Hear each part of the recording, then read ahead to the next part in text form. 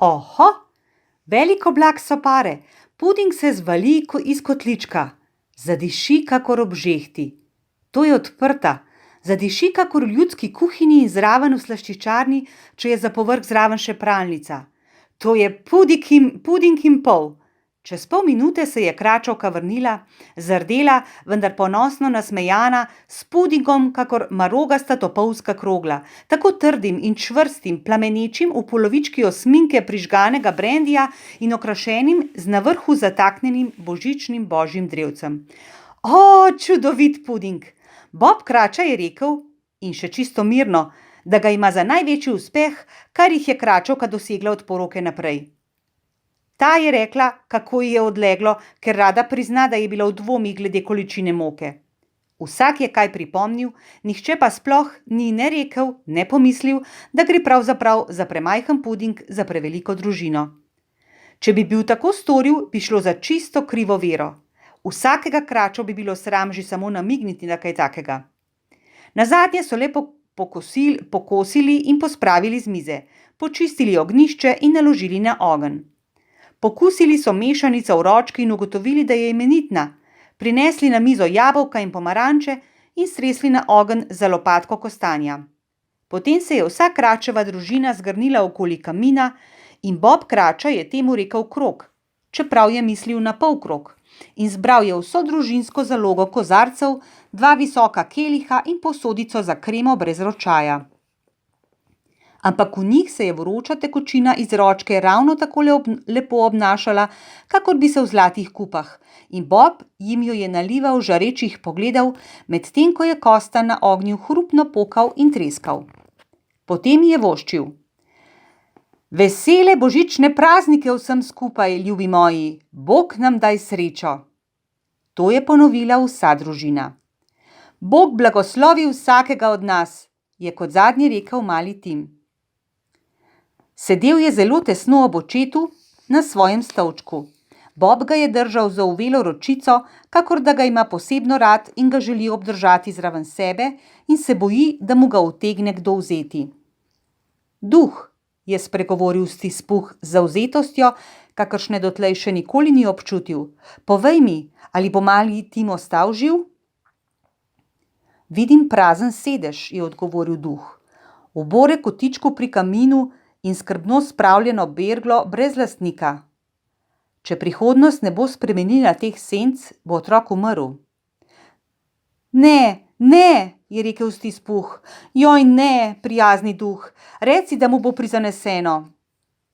Če prihodnost ne bo spremenila teh lesenc, ga ne bo našel tukaj nobeden mojega rodu, je odgovoril duh. Kaj pa potlej? Če mu je namenjeno umreti, naj vendar umre in naj skrči preštevilno prebivalstvo.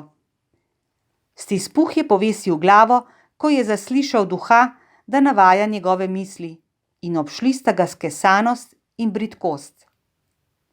Človek, je rekel duh, če si po srcu človek, ne kamen, se izmikaj takemu izprijenemu govoričenju, dokler ne ugotoviš, kaj je preštevilnost in kje je. Menda ne misliš ti odločati, kdo naj živi in kdo naj umrje. Kaj lahko si v očeh neba bolj nevreden in manj zrel za življenje, kakor milijoni takih, kakor je otrok tegale reveža? O, Bog, da moram poslušati ta mrčes na listu, ko govori o preveč življenjih med svojimi lačnimi brati v prahu. Stispuh se je sklonil pred oštevanjem duha in trepetaje povesil oči k tlom, vendar jih je kar hitro spet vzdignil, ko je zaslišal svoje ime. Gospod Stispuh, je rekel Bob, izpimo na zdravje gospoda Stispuha, utemeljitelja tega praznika. Ta pa utemeljitelj tega praznika, je zaklicala Kračevka in zardela. Škoda, da ga ni tule, malo bi mu jih napela, da bi zvedel moje mnenje. Prepričana sem, da bi mu dobro teknilo. Draga moja, je rekel Bob, otroci, sveti dan. Pa je res sveti dan, ti rečem, je rekla Kračevka, če pijemo na zdravje tako zoprnega, ušivega, trdosrčnega, nečutečega deca, kakor je gospod Stispuh. Sam veš, kakšen je Robert, nihče tega ne ve bolje od tebe, uboge pare. Ljuba moja, je Bob blago odgovoril. Sveti dan. Zaradi tebe bom pila na njegovo zdravje in zaradi svetega dne, je rekla kračevka, ne pa zaradi njega. Bog mu daj dolgo življenje, vesele božične praznike in srečno novo leto. Zame ni dvoma, da bo zelo dobre volje in zelo srečen. Otroci so nazdravili za njo. To je bilo prvo njihovo ravnanje brez vsakršne prisrčnosti.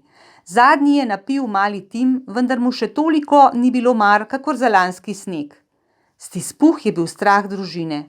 Ko je bilo omenjeno njegovo ime, je legla temna senca na družbo, da je celih 5 minut ni bilo mogoče razpršiti. Ko se je umaknila, so bili 10-krat boljše volje že samo zato, ker so se rešili stispuha, te more.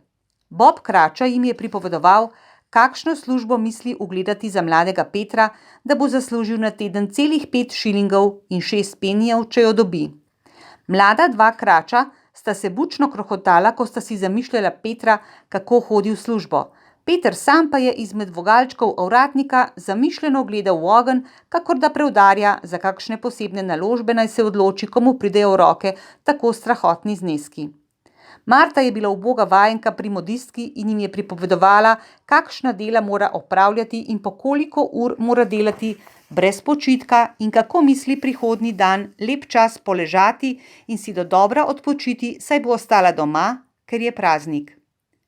Pa tudi, kako je pred nekaj dnevi videla grofinjo in lorda in da je bil lord skoraj ravno tolikšen, kakor Peter, da je Peter pri tem tako visoko potegnil vogalčka, da bi mu sploh ne videli več glave, če bi bili tam. Ves ta čas sta krožila iz rok v roke v krogu kostanj in ročka, vmes pa jim je mali Tim, ki je imel jokav, tih glas, tu pa tam kaj zapel o izgubljenem otroku, ki tava po snegu in jim prepeval v resnici strašno lepo. Vsem tem ni bilo nič posebnega. Kračevi niso bili gosposka družina, bili so slabo oblečeni, čevlji jim še malo niso držali vode. Perilo so imeli komaj za silo in ni dvakrat reči, da je Peter že vedel in sicer več ko verjetno, kakšna je zastavljalnica od znotraj. Vendar so bili srečni, hvaležni, všeč drug drugemu in zadovoljni s časom.